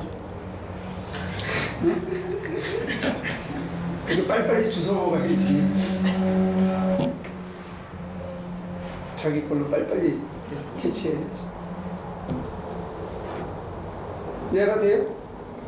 말씀 이해는 되는데 무섭지? 제가 부딪힌 거는 애쓰는 걸 애쓰지 말라서부터 부딪혔어요. 이게 모르겠어요. 자연스럽게 되어져야 되는 거야. 얘가 진짜 좋잖아? 그럼 뭐 굳이 장미를 해야 되겠다 뭐 이렇게 애쓰고 꾸미고 그렇게 안 한다고. 그냥 좋아서 졸졸졸졸졸 쫓아다니는 거지. 그게 진짜 좋아하는 거야. 근데 처음 그 질문이 발단된 게 제가 질문을 했었는데 제가 질문했던 그 애쓴다는 건 그런 게 아니에요. 우리가 수요일날 정기적으로 열심히 이렇게 모이자. 이게 우리는 애쓰는 거야. 뭘 배우려고. 자꾸만 오고 또 기도하러 가자면 기도 가고 선교 가자면 선교도 열심히 동참하고 하는 것도 그것도 애쓴다고 말씀을 드렸기 때문에 그게 지금 막 이게 엉긴 것 같아. 나는 그 애쓴다는 거를 열심히다 하는 의미로 썼는데 목사님은 그거를 네가 난리쳐가지고 하나님이 그거를 얘기한 거 아니거든요. 저는. 저는 이제 거기서 우리가 오늘 가기 싫은데 그래도 가야지. 이거는 우리 입장에서 애 많이 쓰는 거예요. 제가 볼 때는 수요일이야? 가야지. 이것도 우리 입장에서는 애 쓰는데 어떤 때는 이게 훅 되면 이렇게 탁 낚여가지고 화요일부터 내일 가야지 이 생각밖에 안 드는 거야. 이게 미친 거예요. 신앙에는 이런 미친 열기가 있다는 거예요. 그냥 끌려가는 거야. 그러니까 사람들이 자기 집도 내놓고 뭐도 내놓고 이렇게 할 수 있는 게 이게 확 미치는 거니까. 그러니까 얼마나 불안하겠어. 지금 야가 먹으면 부는데 그 순간에 하나님 어디 하시겠지 뭐. 죽지 뭐. 이거는 미치지 않고는 안 되는 거니까. 단어로 보면 이게 미친 거예요. 근데 막 들뜨고 막 광신적으로 미친 게 아니고 그냥 막 황홀하게 아니면 그냥 잔잔하게 그게 언제나 프라이어리티 넘버원이 되는 거예요. 자연스럽게.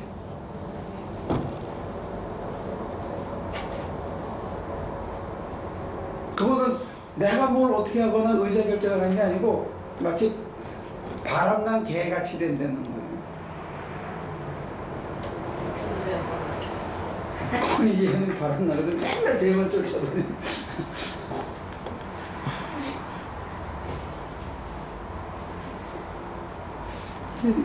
비유가 적절치 좀 이렇게 너무 적절치 않은 비유라서 제가 참 들기가 그런데 연애하거나 짝사랑에 빠지거나 사랑에 눈멀면 이게 약간 제정신이 아니잖아.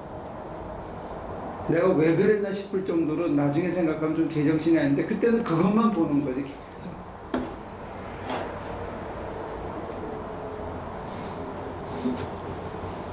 근데 하나님과의 관계에서는 그 단계를 지나면서 그게 어느 정도 유지가 되면서 일상을 돌볼 수 있는 이게 두 개가 병행해진다는 거죠.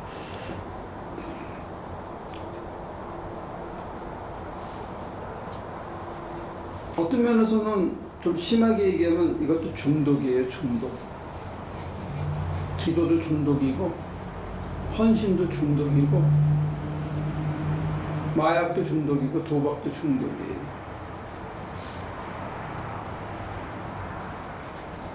어떤 게 그 사람을 건강하게 일상생활을 할 수 있게 해주느냐 그 차이밖에 없지. 약간의 중독성은 있어요.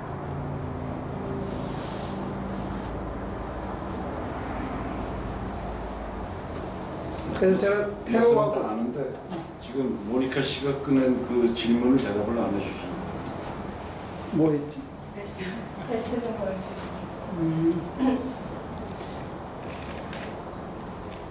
모니카가 애써야 되는 것 중에 하나는 사람들에게 잘해주려고 애쓰고 이게 내가 이제 신앙생활을 좀 하고 이렇게 헌신하니까 좀 내 마음이 불편한데도 막 이렇게 하고 하는 거 하지 말라는 거예요. 그거 자연스럽지가 않고 그렇게 하면 신앙의 불이 금방 꺼져버려요. 내가 할 수 있는 만큼만 해요. 참을 수 없을 때는 울어야 돼. 하나님한테 원망해야 돼. 그래야 하나님의 대답을 들을 수가 있어요. 내가 하나님 앞에 너무 가지런히 자기를 이렇게 하지 마. 진전이 없어.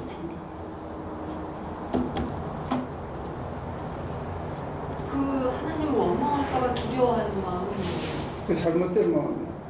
정상적인 마음인데 일반 사람들이 다 그게 그런데 하나님이 그렇게 두들겨 패는 깡패가 아니라니까. 그 신학이 잘못된 거예요. 마음이 잘못된 게 아니고 어디서 잘못 배운 거라. 아니 내가 하나님을 원망한다고 좀. 글쎄 원망해도 된다니까. 하나님이 꼬을 때도 있죠. 어떻게 하나님인데 아유 나한테 이럴 수가 있냐고. 하나님이 꼽죠. 그게 정직한 거지. 그래야 하나님이 대답할 거 아니에요. 사실은 그게 아니다. 여러분들은 너무 정답을 하려고 그래. 그게 다 가짜지. 로빈슨 주교가 그랬어요. 아니스트가 하나님 앞에 솔직해야 된다는 게, 정직해야 된다는 게. 여러분들은 그렇게 하면 안 된다고 생각하는 게, 하나님이 꼽잖아. 내 인생을 이렇게 망가뜨려 놓고 이럴 수가 있냐 이거지. 그럼 덤벼야지. 덤벼서 대답을 들어야죠. 네가 망한 게 아니라는 거.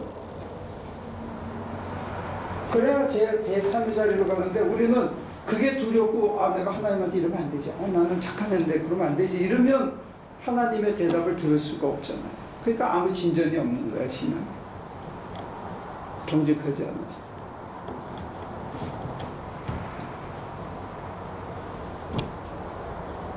자기 자신한테 정직해야 된다.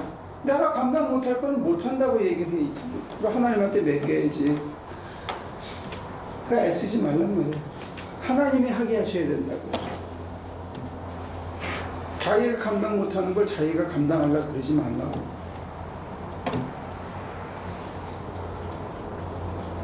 착한 모니카라고 돼야 할 이유가 없다니까. 원망하면 안 되는 줄 알고 억울하기만 해가지고. 억울한 마음이 있는데 하나님이 모르시겠냐고 그거를. 그럼 하나님한테 내숭 떨고 내외하고 하나님을 속이는 거지. 하나님한테 감추면 하나님 얼마나 섭섭하겠냐고 그런 생각을 안 하지.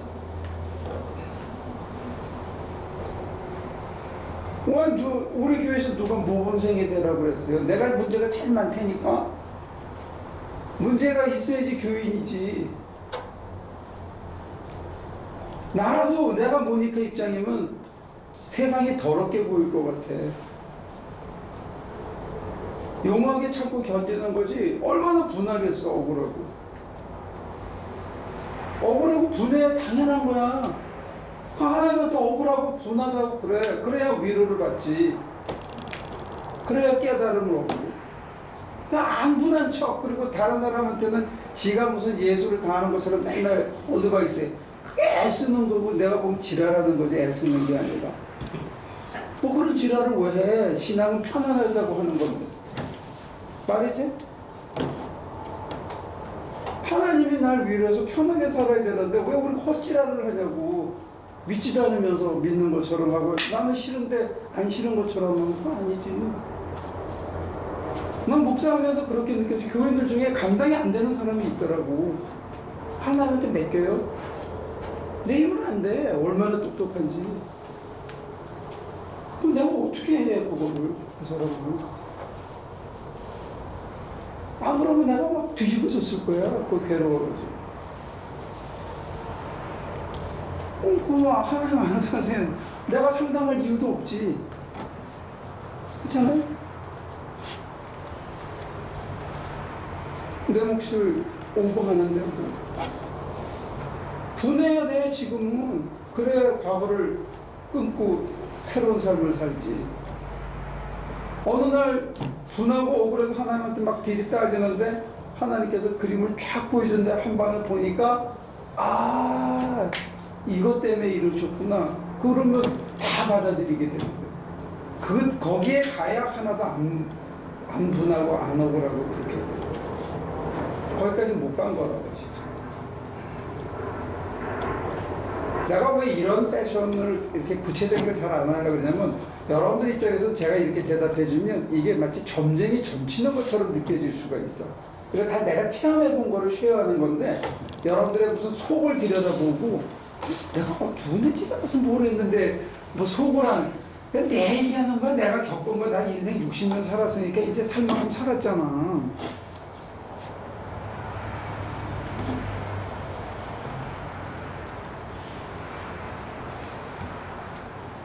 그 사람들 보면 그 사람 무슨 내가 여러분들 그렇게 떠올리고 그러고 마음에 담고 있는데 그러면 여러분들이 지금 뭐 갖고 힘들어하고 뭐 때문에 그거 하는지 내가 모르겠냐고. 대충은 알지.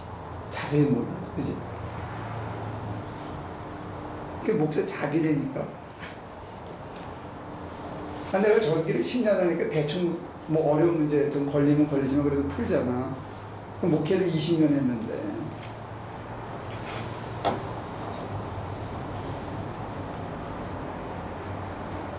끊을 거 끊어야 새로운 세상이 오는데 지금은 끊을 힘이 없어. 그러면 개기는 거예요, 그냥. 조금 더. 끊을 수 있게 해달라고 계속 하나님께 염원만 하면서 막 소리쳐 기도하지 말고 그냥 속으로 바라기만 하면서 계속 하다 보면 어느 날 응집된 힘이 그 냄새도 쳐다보기 싫게 이렇게 해주신다. 어느 정도 괴로워해야 돼.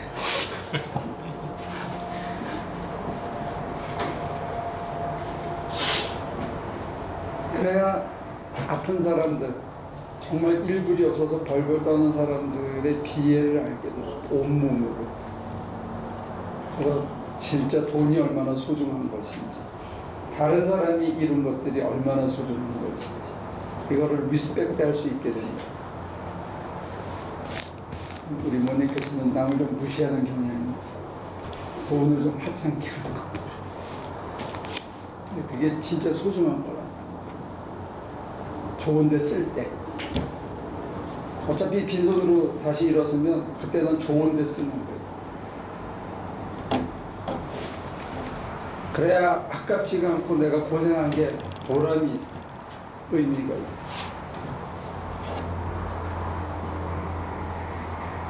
여러분과 제가 지금 살고 있는 게 정반대로 살면 모든 문제는 다 사라져.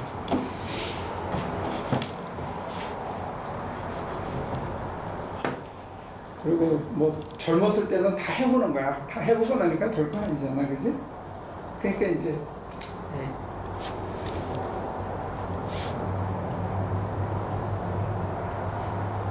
뭐 말문이 터졌으니까 하실 얘기 있으면 하세요. 오늘은 내가 좀 봐주듯이 다 봐줄게. 점괘가 풀릴 때 빨리 물어보고 공짜로 봐줄 테니까. 때 늦으면 이제 안 해준다고.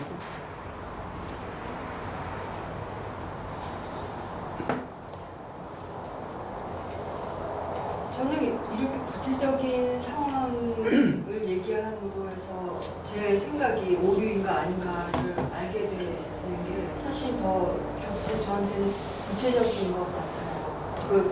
막 모르는 데서 헤매고 애매하고 애쓰는 게 애쓰지 말아라. 그렇게 피상적인 것보다 또 목사님이 장애인은 아니라는 거는 알지만 저한테는 생각을 많이 하게 하는 말을 던지시기는 하거든요.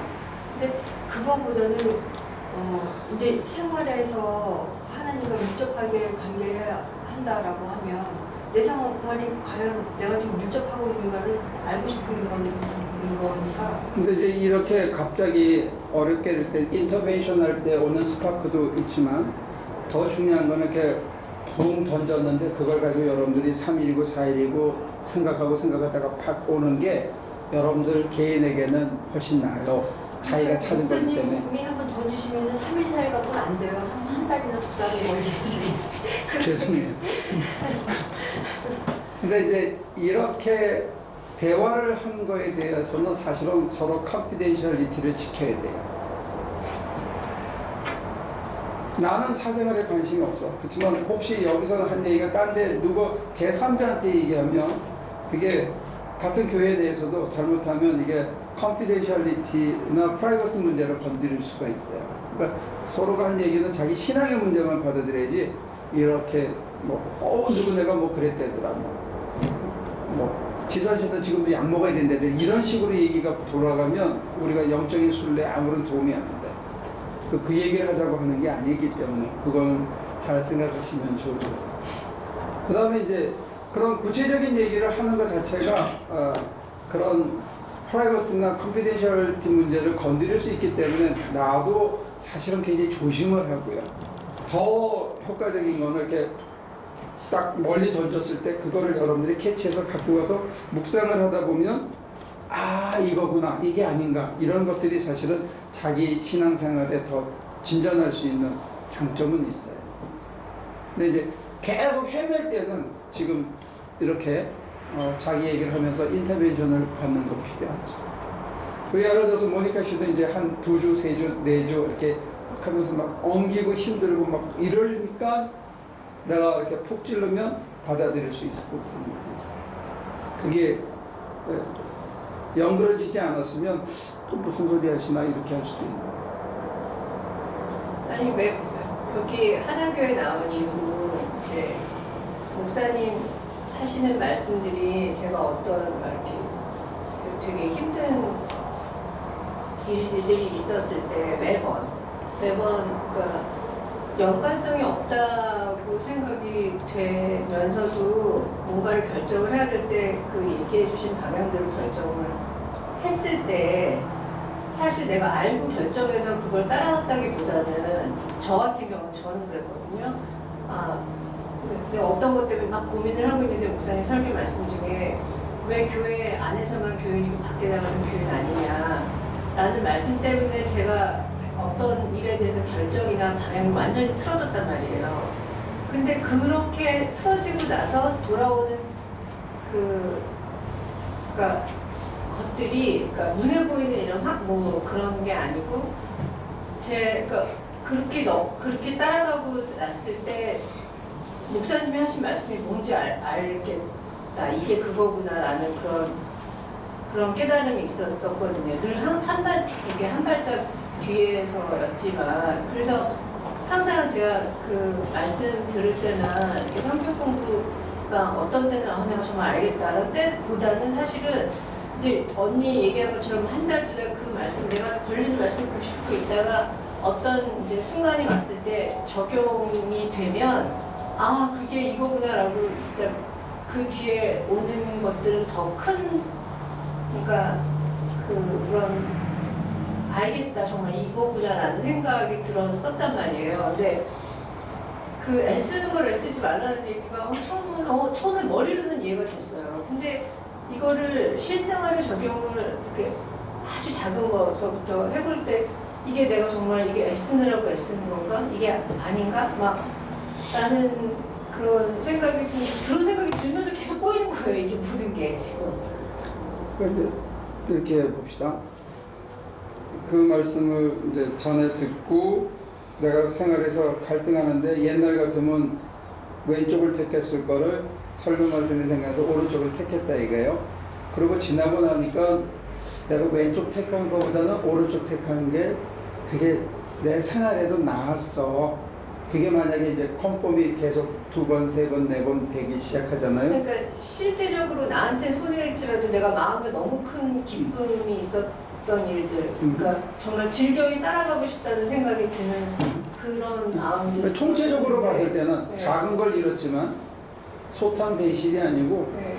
소실했지만 큰 걸 얻었다. 이렇게 하는 게 있어서 이제 내 가치관이 조금씩 바뀌고 그런 걸 딱 겪었을 때 대처하는 내 행동 양식이 이제 조금씩 바뀌어가기 시작하잖아요.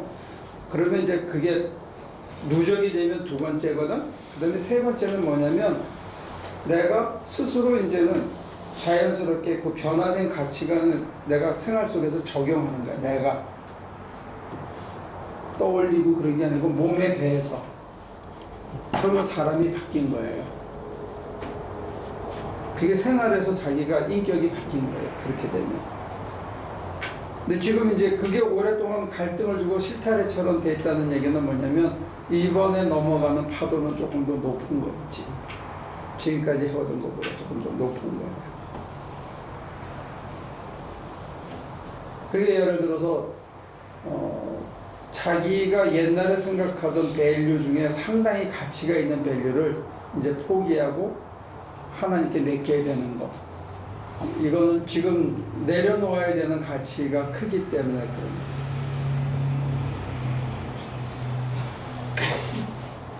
그게 내려지면 그 다음에는 하나님이 하시고 나는 더불어가는, 마치 나는 아무것도 안 했는데 상을 다 차려놓으셔서 그냥 앉아서 먹기만 하는 이런 좀 죄송하고 너무 감사한 이런 것들을 자꾸 경험하게 됩니다.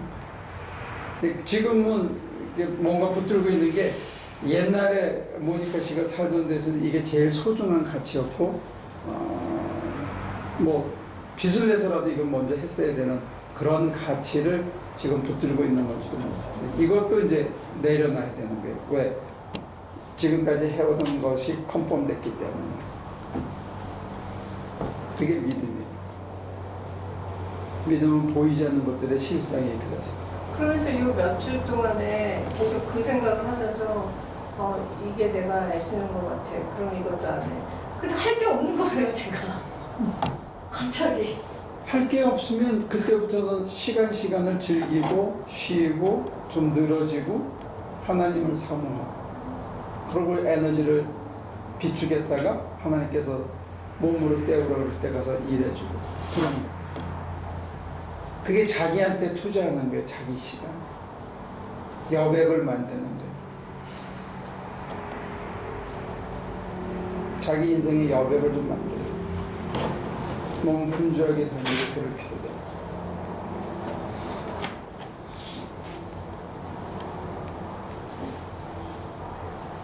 끝으로 다 얘기했어요. 그러면 이제 정리하면 한마디만 볼게요.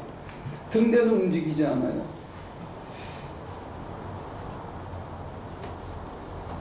그리고 여기 예를 들면 이제 210번 펜실베니아 그 다음에 로웰 이렇게 돼 있잖아요. 그 간판은 움직이지 않는 거야. 파간은.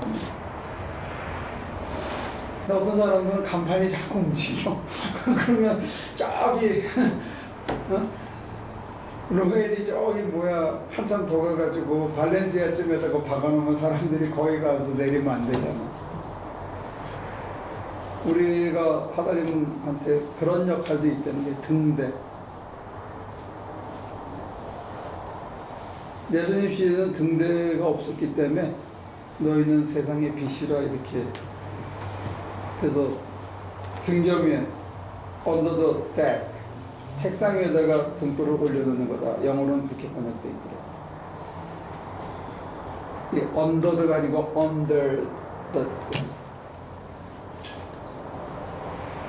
마찬가지로 우리가 이정표로서 하나님 나라를 보여줄 이정표로서 우리가 견지해야 하는 게 있거든요.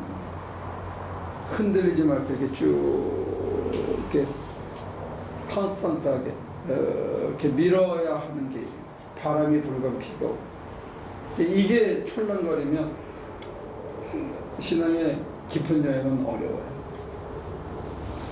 그래서 이렇게 잘 견디고 견지하는 거 이거 굉장히 중요합니다. 시간을 너무 많이 했는데 여러분들이 한 주 동안 고민하시고 구체적인 질문이 있으면 대답할게요. 하나님, 참 아픈 얘기들, 속상하고 힘든 것들 다 간직하지만 하나님이 보시는 거는 전혀 다른 각도에서 그게 필요한 것이고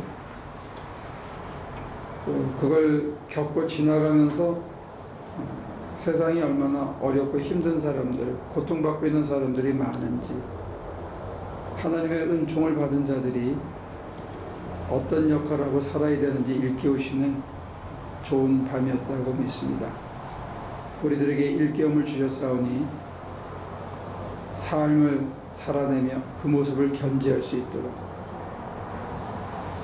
저희가 맡은 자리에서 끝까지 버텨낼 수 있도록 도와주옵소서. 감사하고 예수님의 이름으로 기도합니다.